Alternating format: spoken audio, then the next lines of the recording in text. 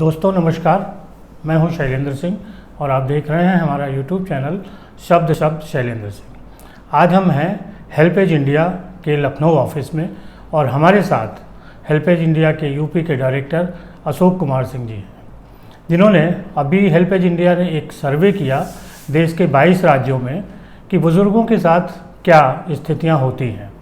हम उस पर बात करेंगे, लेकिन सबसे पहले अशोक जी का बहुत बहुत स्वागत है। नमस्कार, धन्यवाद। और जो हेल्पेज इंडिया है उसके बारे में बहुत सारे लोगों ने नाम सुना है, लेकिन वो क्या क्या करती है इसके बारे में बहुत सारी जानकारियाँ बहुत लोगों को नहीं हैं। तो आज हम ये जानकारी भी देंगे कि हेल्पेज इंडिया क्या है, कैसे काम करती है। उत्तर प्रदेश में जिस तरीके से अशोक जी अपनी पूरी टीम के साथ काम कर रहे हैं, वो क्या क्या कर रहे हैं, किस तरीके की सुविधाएँ हैं बुज़ुर्गों के लिए, और बुज़ुर्ग जब परेशान होते हैं तो किस तरीके से हेल्पेज इंडिया उनकी हेल्प कर सकती है। अशोक जी, जो पहला सवाल है कि हेल्पेज इंडिया के बारे में थोड़ा सा बताइए, जो लोग नहीं जानते हैं या कम जानते हैं। जानते तो सभी लोग, नाम तो सब ने सुन रखा है, लेकिन काम और कैसे करती ये नहीं पता। जी, जैसा नाम हेल्पेज इंडिया, अगर आप इस पर नाम पर थोड़ा ध्यान दें तो उसके कार्यों पर थोड़ा जानकारी मिल जाती है कि एजेड के लिए भारत के जो हैं उनके लिए उनकी मदद के लिए काम करती है। पिछले 44 वर्षों से ये संस्था बुज़ुर्गों के लिए पूरे देश में कार्य करती है। वो कार्य इस प्रकार के भी हैं कि चाहे उनकी आर्थिक समस्या हो, चाहे उनकी स्वास्थ्य संबंधी समस्या हो, चाहे उनके अकेलेपन की समस्या हो, चाहे उनके साथ दुर्व्यवहार की समस्या हो, चाहे उनकी आर्थिक समस्या हो, इन सब समस्याओं को ध्यान में रखते हुए परियोजनाओं के माध्यम से उन तक मदद पहुंचाने का प्रयास होता है। अब पूरे देश में अगर हम एक उनकी समस्या जो आजकल हम बहुत चर्चा करते हैं कि पहले हमारा संयुक्त परिवार होता था, अब एकल परिवार में हम आ गए हैं, तो एक सबसे बड़ी समस्या शहर में रहने वाले बुजुर्गों की अकेलेपन की है।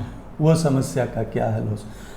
आर्थिक समस्या उनकी प्राथमिकता में नहीं है, एकाकीपन प्राथमिकता, अकेलापन। गांव में रहने वाले लोगों की अगर प्रायोरिटी ही देखनी हो तो हमें दिखाई देता है कि उनकी आर्थिक समस्या बड़ी समस्या है। क्योंकि वो जिस काम में लगे थे उस काम में जब उनका स्वास्थ्य साथ नहीं दे रहा है तो आर्थिक उनकी जो आय थी वो कम हो गई या ख़त्म हो गई। और जीवन का सबसे बड़ा अभिशाप है कि आप किसी पर निर्भर हो जाइए। तो एक वो निर्भरता जो दूसरों पर आती है वो एक समस्या बनकर सामने आती है। तो जब हेल्पेज इस तरह के कार्यक्रमों पर विचार करती है तो वो सोचती है कि ये गांव के लिए है कि शहर के लिए है, और जिस क्षेत्र में है उस क्षेत्र में कौन सी समस्या ज़्यादा व्यापक रूप में दिखाई देती है। तो उस क्षेत्रवार तरीके से हम उस पर अध्ययन करके और फिर कार्यक्रम चलाते हैं। वो चाहे वृद्धाश्रम का संचालन हो या वृद्धाश्रम में को मदद पहुँचाना हो, वो कार्य करती है। उनके लिए स्वास्थ्य की समस्या है अगर, क्योंकि वृद्धावस्था और उम्र, बल्कि वृद्धावस्था की उम्र और स्वास्थ्य दोनों में अगर हम अनुपात ढूंढें तो व्युत्क्रमानुपाती है। अगर उम्र बढ़ती है तो स्वास्थ्य गिरता है, दोनों का अनुपात। तो जब हमारे यहाँ औसत आयु में वृद्धि हो रही है तो ये एक चैलेंज निकल कर सामने आ रहा है कि स्वास्थ्य की समस्या बढ़ेगी बुजुर्गों के लिए। और तो जो इंफ्रास्ट्रक्चर है, अगर इसी के साथ हम चल रहे हैं तो कुछ चैलेंजेस जरूर आएंगे। तो इसको देखते हुए हम एक कार्यक्रम चलाते हैं जो पूरे देश में ये चलता है, जिसको सचल चिकित्सा इकाई का संचालन है। अच्छा, मुझे खुशी है आपसे ये शेयर करते हुए कि ये लिम्का बुक ऑफ रिकॉर्ड्स में हेल्पेज का नाम इसीलिए दर्ज हुआ कि ये एशिया की largest mobile health care fleet संचालित करने वाली संस्था हेल्पेज इंडिया है। ये संचालित करना ही एक उपलब्धि नहीं है। मैं दूसरी बात उससे कि हर वर्ष करीब हम 12 लाख बुजुर्गों को उनके पास जाकर अपने इस एक परियोजना के माध्यम से उनको नियमित स्वास्थ्य सुविधा प्रदान करते हैं। ये एक कार्यक्रम है हेल्पेज का। इसी तरह से आय की समस्या है तो गांव में हम लोग बुजुर्ग स्वयं सहायता समूह का गठन करके उनके माध्यम से उनके जो आय की स्रोत हैं वो उनको कैसे बढ़ाए जाएं और वो कैसे स्वावलंबी बन सके, इस पर एक बहुत वैज्ञानिक तरीके से उनके साथ काम किया जाता है और उनको ये प्रयास होता है कि वो स्वावलंबी बन सकें। करीब हमारे 6500 समूह अच्छा इस समय उत्तर चल प्रदेश रहे हैं पूरे देश में 6500 समूह चल रहे हैं और एक समूह में करीब 15 लोग होते हैं औसतन। तो आप ये समझ सकते हैं कि ये आय के उसके साथ जोड़ने का एक छोटा सा प्रयास है। भारत सरकार के साथ भी SRLM और हो चाहे NRLM हो, उत्तर प्रदेश में SRLM है और भारत सरकार का NRLM है, नेशनल रूरल लाइवलीहुड मिशन, और यहाँ स्टेट रूरल लाइवलीहुड मिशन। इसके साथ भी मिलकर हम उनके साथ पार्टनरशिप करके जो उनको सहायता चाहिए बुजुर्गों के समूह बनाने में और उनको कैसे उनको सफल बनाया जा सकता है, इसमें भी हम उनके साथ मिलकर काम करते हैं। तो इस तरह से अगर दूसरी समस्या हम देखने लगे कि आजकल कि उनको अकेलेपन की शहरों में है, तो उसका एक दूसरा कार्यक्रम संचालित किया गया। करीब ये समस्या पिछले 15 सालों में ज़्यादा बढ़ के आई है और धीरे-धीरे बढ़ अकेलेपन की, और आने वाले समय में और बढ़ने की तरफ ये चल रही है। तो उसमें जो हम देखते हैं कि शहरों में बच्चे बाहर चले गए और माता पिता जहाँ हैं वहीं हैं, तो वो ये ट्रेंड बढ़ रहा है। अब उनको जहाँ हैं वहाँ, अगर आप देखिए लखनऊ में ही अगर आप आप ध्यान देखें, जिस कॉलोनी में रहते हो उस कॉलोनी में देखिए तो आपके पड़ोस में 2 घर छोड़ के एक ऐसा परिवार जरूर है जिसमें बुजुर्ग ही रह रहे हैं, लेकिन वो आपस में तालमेल नहीं हो बैठ पा रहा था उन परिवारों में। तो उसको एक बुजुर्ग क्लब अच्छा या सीनियर सिटीजन वेलफेयर एसोसिएशन, इस तरह से उनको बनाने के लिए प्रेरित किया गया। उनको बुला कर मीटिंग कराई गई। उनके शुरुआती जो उनको खर्चे थे उनसे उनका ध्यान हटाया गया कि इसमें आपको चिंता करने की जरूरत, आप आइए बैठिए चर्चा कीजिए। उद्देश्य सिर्फ ये था कि वो जब आपस में मिलेंगे तो कुछ उनके सकारात्मक बातें इंटरेक्शन होगा और एक दूसरे के जो लाइक माइंडेड लोग होंगे वो करीब आएंगे और फिर वो उनमें मित्रता होगी, आपस में फोनबाजी शुरू होगी, अकेलापन दूर होगा। और बेटा आपका दूर है, वो दिन में 2 बार फोन कर सकता है, लेकिन जब आप चाहते हैं तो वो व्यस्त भी हो सकता है। लेकिन बुजुर्ग जब आप चाहते हैं तब आप फोन कर सकते हैं, जब आप फ्री हैं तो आप, तो ये एक बहुत बड़ी उससे लाभ दिखाई दिया। और दूसरा ये कि पड़ोसी इमरजेंसी में सबसे पहले आपके पास आ सकता है। तो जब पड़ोस में आप इस तरह से परिवार के रूप में एक समूह का गठन करने के लिए बढ़ते हैं तो आपको एक ये भी मानसिक संबल मिलता है कि हम अकेले नहीं, हमारे पड़ोस में और लोग हैं, और उनको भी ये लगता है कि हमारे पड़ोस में। एक तो ये है, दूसरा जो अपराध बढ़ता है ये जानकर कि ये अकेले हैं और पैसे हैं, तो आपके यहाँ काम करने वाले लोग आते हैं, हो सकता है वो ईमानदार हो, लेकिन उनके माध्यम से ऐसे लोगों तक भी सूचना चली जाती है जो अपराधी प्रवृत्ति के हैं। तो वो कभी कभी जो है ऐसे लोगों को शिकार बनाते हैं। लेकिन जब उनको ये दिखाई देता है कि पड़ोस के लोगों से इनका तालमेल बहुत अच्छा है, तो वो तब थोड़ा सचेत होते हैं, तो आपकी सुरक्षा भी बढ़ती है। तो अकेलापन दूर होता है, सुरक्षा, 2 फायदे होते हैं। तो इस तरह से हेल्पेज इंडिया के साथ करीब 5000 संस्थाएं जो वरिष्ठ नागरिक क्लब या वरिष्ठ नागरिक सहायता का समिति, अच्छा, उसको सीनियर सिटीजन वेलफेयर एसोसिएशन, वरिष्ठ नागरिक कल्याण समिति, इस तरह से बन करके, और वो पूरे देश में हैं। हर देश में, हर राज्य में उन्हीं वरिष्ठ नागरिक समितियों का एक फेडरेशन बनाया गया। अच्छा। और वो फेडरेशन अब हेल्पेज इंडिया के साथ मिलकर उनकी समस्याओं की हमसे चर्चा करता है और जहां पॉलिसी बनानी है, जहां इम्प्लीमेंट करना है, उन लोगों के पास हमारे साथ चलकर वो एडवोकेसी भी करता है। इसको देखा जाए कि एक पिरामिड की तरह बना हुआ। पिरामिड की तरह बना। करेक्ट। अच्छा, आपने अभी एक सर्वे कराया था 22 राज्यों में, तो क्या था और उसमें क्या चीज़ें वो निकल के आई हैं? ये सर्वे पिछले 2011 में भारत बल्कि संयुक्त राष्ट्र ने 15 जून को विश्व वरिष्ठ नागरिक दुर्व्यवहार जागरूकता दिवस के रूप में मनाने की घोषणा की थी।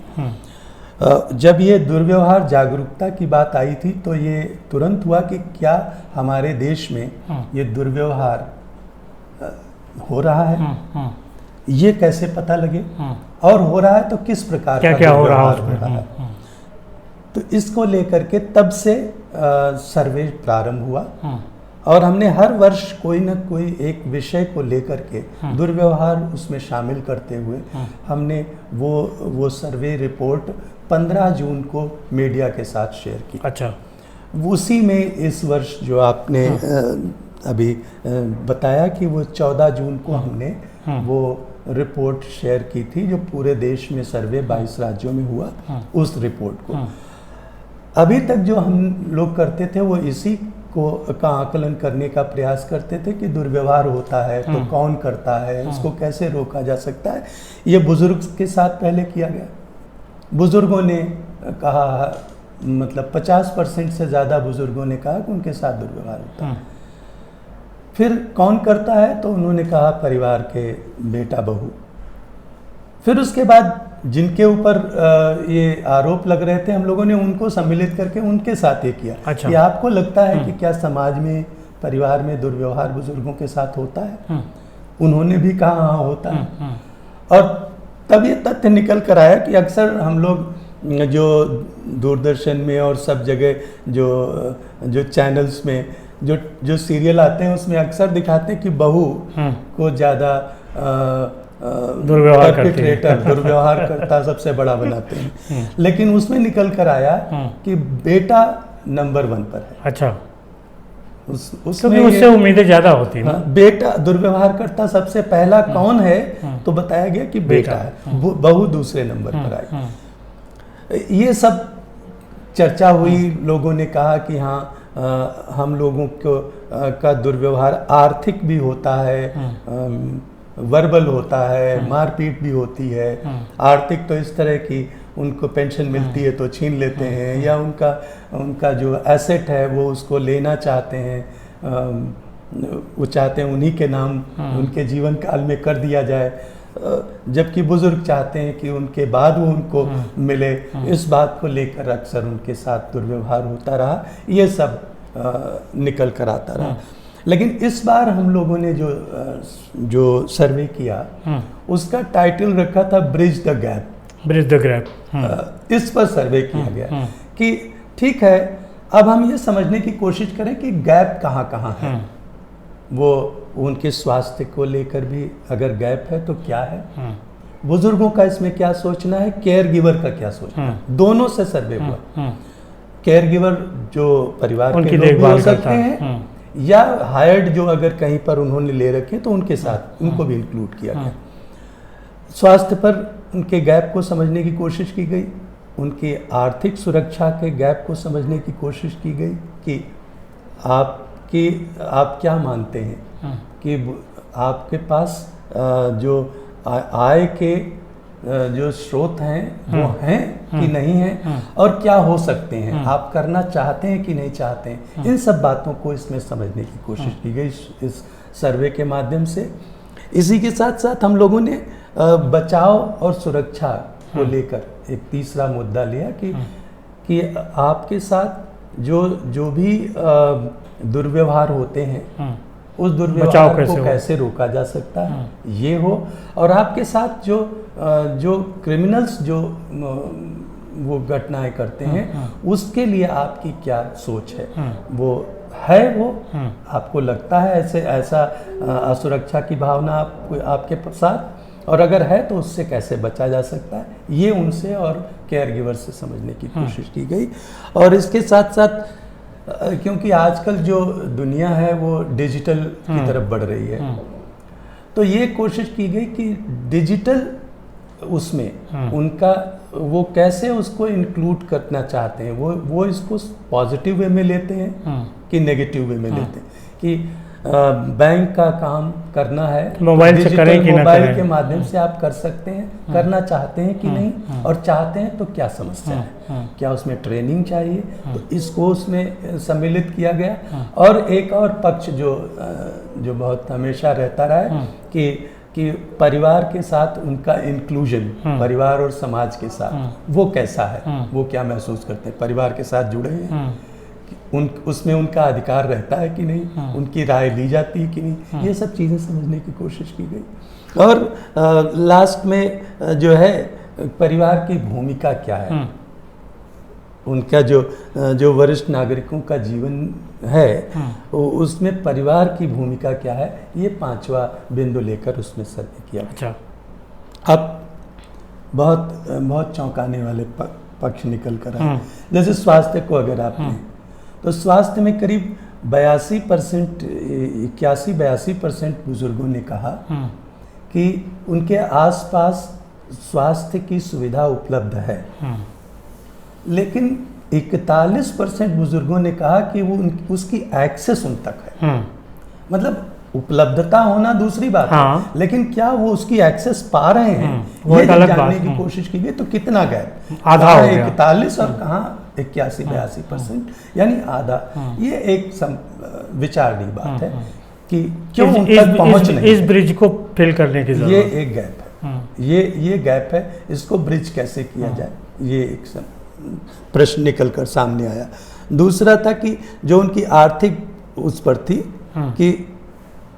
कि 24% बुजुर्गों ने कहा कि उनका जो है आर्थिक शोषण होता है। 24% बुजुर्गों ने कहा आर्थिक शोषण होता है। मतलब उनके पास समस्या वो दूसरे पर निर्भर नहीं है, बल्कि उनके पास जो है वो लोग ले ले परिवार और रिश्तेदार उनसे छीनते हैं। ये एक बड़ी बहुत चिंतनीय बात है, क्योंकि पहले हम मानते हैं कि ज़्यादातर बुजुर्गों को आर्थिक समस्या आती है, तो उनको मदद देने के बजाय उनसे छीनी जा रही है, ये एक समस्या है। कई बार ये समझने की कोशिश की गई कि अच्छा बताइए, जो दुर्व्यवहार होता है आपको पता है कि इससे बचने का कोई क्या हमारे यहाँ सिस्टम है, आपको इसकी जानकारी है? इसमें भी बहुत से लोगों ने, मेरा ख्याल है 60+% लोगों ने ये कहा कि उनको जानकारी नहीं है।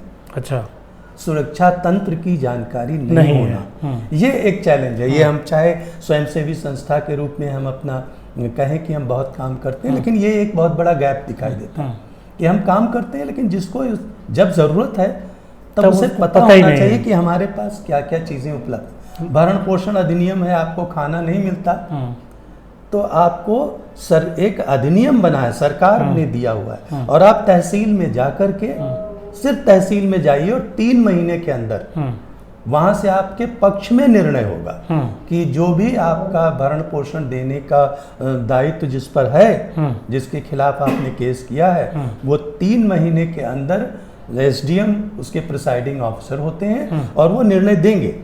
ये उस एक्ट में दिया हुआ है कि 3 महीने में निर्णय आ जाए, क्योंकि कोर्ट में जाइए तो अक्सर लोग कहते हैं कि बहुत लंबा खिंचता है, मैं बुजुर्ग हूँ, मेरे जीवन काल तक तो निर्णय नहीं आएगा। लेकिन भरण पोषण का इस बात की जानकारी बुजुर्गों को नहीं है। तो ये एक बात। दूसरी बात ये कि सरकार ने, भारत सरकार ने 1-4-5-6 ये करके बुजुर्गों के लिए एक हेल्पलाइन चालू की है। अच्छा, हेल्पेज इंडिया भी 8 राज्यों में 1-4-5-6 चलाता है। जहाँ वो नहीं मिली है, वहाँ हमारी 1800, 180, 1253 चलती है। यानी उन तक ये सुविधा पहुंचाने के लिए हेल्पलाइन उपलब्ध है, लेकिन उनसे पूछा गया आपको जानकारी है? नहीं है। तो ये एक बहुत बड़ा गैप है, जिसको हम समझते हैं कि स्वयंसेवी संस्था के माध्यम से कम, लेकिन अगर ये सरकार के और मीडिया के प्रचार प्रसार के माध्यम से इसको हम लोगों तक इसकी जानकारी पहुंचा सकते हैं। जो चीज़ें उपलब्ध हैं कम से कम उसकी जानकारी तो उनको होनी चाहिए। ये एक बहुत बड़ा चैलेंज सामने हमें दिखाई दिया। और जो हम 92% बुजुर्गों ने जो है उन्होंने ये जब दुर्व्यवहार के बारे में जानकारी की गई कि आप बताइए कौन करता है दुर्व्यवहार, तो रिश्तेदार, बच्चा और बहू, इन 3 लोगों पर 92% लोगों ने कहा कि यही लोग हमारा दुर्व्यवहार करते हैं, बाहर ही नहीं करते, बाहर ही नहीं करते हैं। ये मैं यहाँ पर अंडरलाइन करना चाहता था कि दुर्व्यवहार हमारे अपने लोग करते हैं। और दूसरा पक्ष एक और इसका है कि 92% लोगों ने अगर कहा है कि हुआ है तो ये संख्या इससे ऊपर ही होगी, नीचे नहीं होगी। क्योंकि बहुत से लोग बहुत कारणों से नहीं अपनी बात बताते।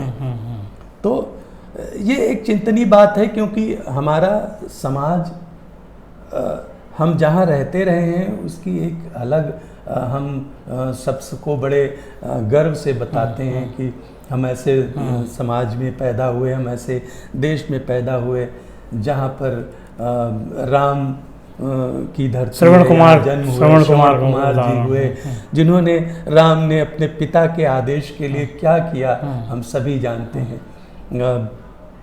श्रवण कुमार ने क्या किया कि हम सभी जानते हैं। लेकिन क्या ये हम कर रहे हैं, चलना चाहते हैं ये विचार, क्योंकि वृद्धावस्था हर एक के जीवन में आनी है। वृद्धावस्था का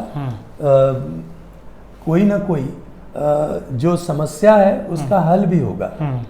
उस हल की तरफ हमको सोचना पड़ेगा। एकाकीपन आना या एकल परिवार व्यवस्था में आना, ये अब हम सब लोग स्वीकार कर चुके हैं। वापस संयुक्त परिवार में नहीं जा सकते, उस व्यवस्था को नहीं ला सकते। तो अब जो है उसमें जो सुधार विकल्प है उसकी तरफ हमें बढ़ना चाहिए। अक्सर लोग कहते हैं कि वृद्धाश्रम हमारे यहाँ समाज के लिए अभिशाप है। मैं इसको दूसरे एंगल से देखता हूँ। अभिशाप नहीं है, एक व्यवस्था है, एक विकल्प है। अगर बुजुर्ग के पास कहीं रहने का स्थान नहीं है, बेटा विदेश में है, उनके पास आर्थिक समस्या नहीं है, तो वो ऐसी जगह रह सकते हैं जहां उनको सुरक्षा भी मिल जाती है, भोजन भी मिल जाता है, सब मिल जाता है, और अपनी उम्र के साथ के लोग मिल जाते हैं बात करने के लिए। तो ये एक अच्छी व्यवस्था है, ये एक विकल्प है। ऐसे लोग हैं जिनके पास पैसे नहीं है, लेकिन वो कहाँ जाएं? ऐसे लोगों के लिए वृद्धाश्रम है कि उनको सुरक्षा मिलेगी, भोजन मिलेगा। हेल्पेज के अपने वृद्धाश्रम चलते हैं जो बिल्कुल निःशुल्क होते हैं, उसमें कोई शुल्क बुजुर्गों के रहने के लिए नहीं होता है। उत्तर प्रदेश सरकार ने भी हर जिले में एक वृद्धाश्रम बना रखा है, चला रखा है, जहां बुजुर्ग मुफ्त में ये सुविधा प्राप्त कर सकते हैं। लेकिन ये जानकारी पहुंचनी चाहिए। और मैं ये कहता हूं कि आपको कोई भी जानकारी चाहिए बुजुर्गों को, कोई भी समस्या है तो आप हिचकिचाइए मत। मैंने जो हेल्पलाइन नंबर बताया उस पर आप फ़ोन कीजिए, आपको जानकारी भी मिलेगी और आपको सहायता भी मिलेगी। कुछ और बुजुर्गों के बारे में आप बताना चाहते हैं? बुजुर्गों को के बारे में दो पक्ष हैं। एक तो बुजुर्गों के लिए अगर जानकारी के लिए है तो मैं इतना कहता हूं कि अगर आपके साथ समस्या है, भोजन नहीं मिलता, आपके परिवार के लोग कुछ परेशान करते हैं, तो हेल्पलाइन का तो आप सदैव इस्तेमाल कर सकते हैं। लेकिन भरण पोषण के लिए आप जिस तहसील में रहते हैं आप उस तहसील में जाकर के वहाँ के एसडीएम से वो एक फार्म होता है भरण पोषण का, फार्म ए कहलाता है, वो फार्म ए लेकर के भर दें और देने के बाद फार्म बी पर उसकी रिसिप्ट मिलती है, वो जरूर बी उनसे ले लें। ये वैसे ही होता है जैसे एफआईआर थाने ले जाइए और जब तक उस पर मोहर लगा के एंट्री ना हो तब तक पक्की नहीं है। तो आप ये मानिए कि आपने बी ले लिया है तो आपका मीटर डाउन हो गया है, यानी अब उस दिन से 3 महीने के अंदर ये निर्णय आ जाएगा। और दूसरी बात यह है कि ऐसे लोग जिन्होंने अपनी प्रॉपर्टी अपने बच्चे या अपने रिश्तेदार को ट्रांसफ़र कर दी अपने जीवन काल में, लेकिन वो फिर उनके साथ धोखा कर रहे हैं, ऐसे लोग भी वहीं पर जाएं तहसील में। भरण पोषण अधिनियम में प्रावधान है कि इस तरह के ट्रांसफर नल एंड वॉइड भी किए जा सकते हैं। अच्छा। तो आप ये मत मानिए कि आपका वो प्रॉपर्टी ट्रांसफर हो गया तो अब आप कुछ नहीं कर सकते। आप कर सकते हैं, आप प्रयास जरूर कीजिए। और इसकी सलाह मैं कहता हूँ हमेशा कि आपके मन में कोई प्रश्न है, कोई उलझन है, तुरंत आप फ़ोन कीजिएगा। आपको अगर वो फ़ोन बिज़ी होगा तो कॉल बैक होगी आपकी उस समस्या को समझने के लिए। लेकिन जो उनके परिवार के लोग हैं उनको कुछ कहना चाहते हैं कि कैसे बुज़ुर्गों की देखभाल करें? बुज़ुर्गों की देखभाल इसलिए उनको ज़्यादा ध्यान देने की आवश्यकता है क्योंकि हमारे यहाँ जो सोशल सिक्योरिटी सिस्टम है हमारे देश में वो परिवार आधारित ज़्यादा है, सरकार आधारित कम है। तो ऐसे सिस्टम में हम जी रहे हैं जहाँ पर हमको परिवार से अपेक्षा होती है, और ये हमें भी होगी जब हम बुज़ुर्ग होंगे, हमारे बच्चों को भी होगी जब वो बुज़ुर्ग होंगे। हमें वो सिस्टम तैयार करना चाहिए जिसमें हर अवस्था में हमें आराम से हम अपना जीवन जी सकें, सम्मान से हम अपना जीवन जी सकें। अगर हम इग्नोरेंस को मानते हैं कि बहुत अच्छा है, उनकी जो समस्या है हम उसको इग्नोर कर दें और ये समस्या समाप्त हो जाएगी, तो नहीं, ऐसा नहीं है। इस पर हमें कुछ न कुछ सोच कर और कुछ करके देना पड़ेगा। और परिवार में हम बच्चों को जैसा करते हैं वैसा बच्चे देखते हैं, तो एक सिस्टम बनता है। मैं कहता हूँ कि ये संक्रमण काल है हमारे यहाँ पर, जिसमें हम समस्याएं तो समझ रहे हैं लेकिन अभी उसके समाधान के तरफ हम प्रयास उतनी गंभीरता से नहीं कर रहे हैं। हम आंख मूंदने की तरफ चल रहे हैं, ये ठीक नहीं है। हम आंख खोलें और उसमें अपना योगदान दें। बुजुर्गों को ये एहसास जरूर कराएं, हमारे परिवार के जो हैं, कि हम आपके लिए चिंतित हैं, हम आपको आदर करते हैं, हम आपको प्रेम करते हैं। ये एहसास जरूरी है और उनके लिए बहुत एक अच्छा रहेगा, बहुत अच्छा एहसास ही बहुत अच्छा रहेगा। अक्सर बुजुर्ग ये बात लेकर हम लोगों से, जब हमारी मोबाइल हेल्थ यूनिट बताते हैं वहाँ आते हैं, तो उनसे कहा जाता है कि आपकी बीमारी बढ़ गई, आप अस्पताल क्यों नहीं गए? तो कहते हैं कि वो बच्चों को समय नहीं था। तो ये समय मैं मानता हूँ, जब कोई कहता है कि मेरे पास आपके लिए समय नहीं है, तो वो आधा बात कहता है, आधा स्टेटमेंट नहीं ईमानदारी से कहता है कि मुझे आपके लिए समय नहीं है। क्योंकि 24 घंटे समय पहले भी था, आज भी है, बाद में भी होगा। हमारी प्राथमिकताओं में जो पहले आता है उसके लिए हमारे पास समय है। तो जब हम ये कहते हैं तो बुजुर्ग बहुत अनुभवी हैं, ये हम न माने कि वो ये इस बात को समझते नहीं है कि जब आप कहते हैं समय नहीं, तो वो ये आगे जोड़ लेते हैं हमारे लिए नहीं, हमारे लिए नहीं है। तो ये आपको सोचना पड़ेगा कि उनके लिए समय निकालना, आप नहीं निकाल पाते हैं तो व्यवस्था कर सकते हैं, व्यस्तता हो सकती है, तो लेकिन उनको चिकित्सकीय सुविधा चाहिए, तो वो आपको देना होगा। और आप एक बार कर देते तो उनका मनोबल बढ़ जाता है, बीमार से ठीक होने लगते हैं। और अगर आप इग्नोर करते हैं तब वो बीमारी बढ़ जाती है। तो दोस्तों, ये थी अशोक जी के साथ हमारी बातचीत। आप सुनिए, और कोई समस्या हो तो आप कमेंट बॉक्स में कर सकते हैं। हम हेल्पेज इंडिया का जो हेल्पलाइन नंबर है वो भी आपको डिस्क्रिप्शन में दे देंगे। किसी कोई समस्या है तो उस पर कॉल कर सकता है। यहाँ पर हर तरीके की उसकी मदद करने का पूरा प्रयास किया जाता है पूरी टीम के द्वारा। कानूनी भी सहायता और जो बाकी मदद है चिकित्सा की है, उन्हें वृद्धाश्रम में पहुंचाना है, लेना है, और भी जो स्वास्थ्य संबंधी जैसे चिकित्सा दल भी है जो आपके पास जाकर मदद करता है। तो बहुत शुक्रिया, आप लोगों ने हमें इतने समय तक सुना। और अशोक जी, बहुत बहुत आपका भी धन्यवाद। आपको भी बहुत बहुत धन्यवाद, और सभी श्रोताओं को भी प्रणाम।